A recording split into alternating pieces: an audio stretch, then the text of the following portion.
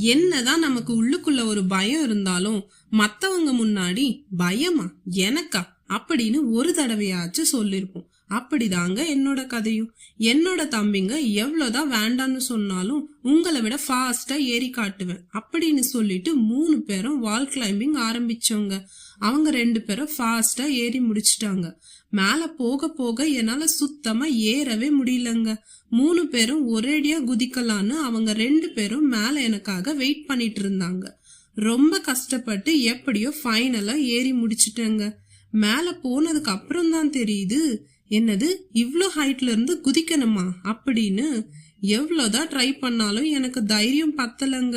இதுக்கு நம்ம ஏறாமலே இருந்திருக்கலாமோ அப்படின்னு தோணுச்சு. தம்பி கூட ஒரு பெரிய டிஸ்கஷனுக்கு அப்புறம் 3, 2, 1 சொல்லி ஃபைனலா குதிச்சிட்டோம்.